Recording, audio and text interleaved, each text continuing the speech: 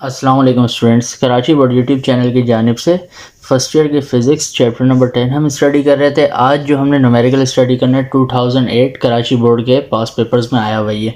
तो लिखा हुआ क्या है, सबसे पहले a compound microscope has an objective with a focal length of 10 millimetre, यानी आपको ऑब्जेक्टिव की फोकल लेंथ दी हुई है 10 मिलीमीटर। ऑब्जेक्टिव जो है उसको हम डिनोट करते हैं F1 से, ऑब्जेक्टिव की फोकल लेंथ को, और दी हुई है 10 मिलीमीटर। फिर उसके बाद लिखा हुआ है and a tube 232 millimetre long, यानी ये जो माइक्रोस्कोप है उसकी लेंथ की बात हो रही है। ये आपको दी हुई है length L equal to 232 millimetre. फिर उसके बाद बोले the final image is produce 250 millimetre from the eyepiece, यानी जो फाइनल इमेज प्रोड्यूस हो रही है आई पीस से वो कितनी है 250 मिलीमीटर की। तो अब जो है ये है क्या, ये Q2 है। Q2 जो है वो बराबर होता है D के। D होता है least distance at distinct vision 250 millimetre. फिर उसके बाद एक और चीज़ दी हुई है उसने, when the object is 10.5 millimetre from the objective. ये क्या चीज़ दी हुई है आपको, ये दी हुई है आपको ऑब्जेक्टिव, यानी ऑब्जेक्ट जो है वो कितना दूर पर, ऑब्जेक्ट का जो है फासला P1 ये दिया हुआ है आपको 10.5 मिलीमीटर। तो ये सब चीज़ें आपको दी हुई हैं। फिर उसके बाद रिक्वायर्ड में क्या पूछा हुआ है, what is the angular magnification. Angular magnification क्या होती है, उसको m से डिनोट करते हैं हम। क्वेश्चन मार्क लगा दिया क्योंकि ये मालूम करना है हमने, इसको रिक्वायर्ड में लिख दिया। फिर उसके बाद अब इसको सॉल्व करने की बारी है। तो सॉल्व करने के लिए सबसे पहले हम एक फार्मूला देखते हैं मैग्निफिकेशन का, m equal Q1 upon P1 into 1 plus D upon F2, ये फार्मूला होता है। अब इस फार्मूले में हमारे पास Q1 नहीं है, P1 मौजूद है, F2 वो भी नहीं है, D है हमारे पास। अब इसको हमने यहीं पे रोका, इसको इक्वेशन नंबर 1 का नाम दे दिया। सबसे पहले हम जो है ये बाकी जो जो चीज़ें नहीं हैं उसको मालूम करेंगे।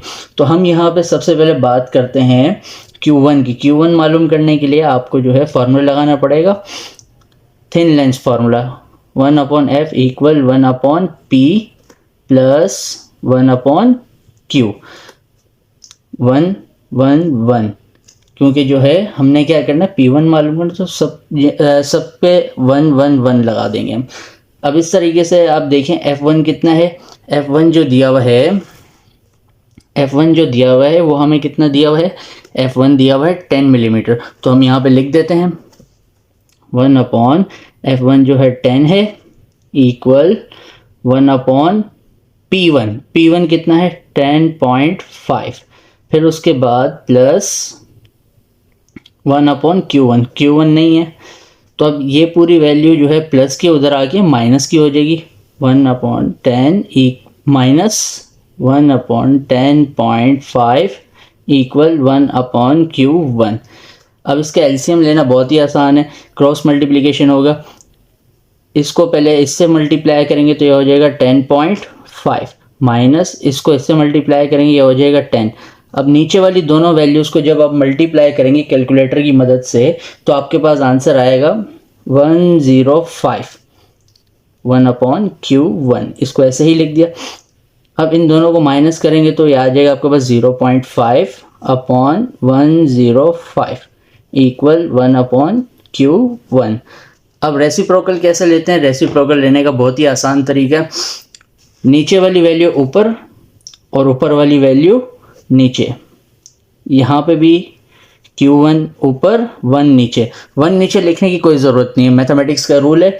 फिर उसके बाद जब आप इसे इन दोनों वैल्यूज़ को कैलकुलेटर की मदद से डिवाइड करेंगे तो आपके पास जो फाइनल आंसर आ जाएगा 210 Q1। इसको आप सीधा करके लिख लें, Q1 will be equals 210 millimetre. इसको मैं हाईलाइट कर देता हूँ। अब हमारे पास जो है Q1 आ गया। नेक्स्ट चीज़ जो हमने मालूम करनी है अब लेंथ का फॉर्मूला लगाते हैं, length of telescope length of microscope L equal Q1 plus P2। Length कितनी है आपके पास 232 गिवन में दी हुई है, और Q1 अभी फाइंड किया हमने 210, P2 नहीं है तो P2 को ऐसे ही रहने दिया। ये पूरी वैल्यू उधर जाके माइनस की हो जाएगी, 232 माइनस 210 इक्वल P2। इन दोनों को माइनस किया तो आपके पास फाइनल आंसर जो आएगा 22। इसको इस तरीके से लिख लेते हैं, P2 इक्वल 22। सब वैल्यूज़ मिलीमीटर में, तो इसको भी मिलीमीटर में ही आप लिखेंगे। फिर उसके बाद एक लास्ट चीज़ जो है हमारे पास F2 नहीं है। F2 मालूम करने के लिए अगेन थिन लेंस फॉर्मूला लगाएंगे, 1/F2 equal 1/P2 plus 1/Q2। अब यहाँ पे देखा जाए तो हमारे पास फोकल लेंथ भी नहीं है, तो इसको ऐसे ही लिख दिया 1/P2। P2 अभी मालूम किया था 22 प्लस 1/Q2। Q2 जो है वो D के बराबर होता है, least distance at clear vision या least distance at distinct vision. उसकी वैल्यू दी हुई हमें गिवन में 250। अब इसका एलसीएम लेंगे हम। एलसीएम बहुत ही आसान है, 250 1 जार 250, 22 1 जार 22। नीचे वाली दोनों वैल्यूज़ को हम कैलकुलेटर की मदद से जब कैलकुलेट करेंगे तो हमारे पास फाइनल आंसर आ जाएगा 5500। इन दोनों को ऐड किया तो हमारे पास जो आंसर आएगा उसको लिखेंगे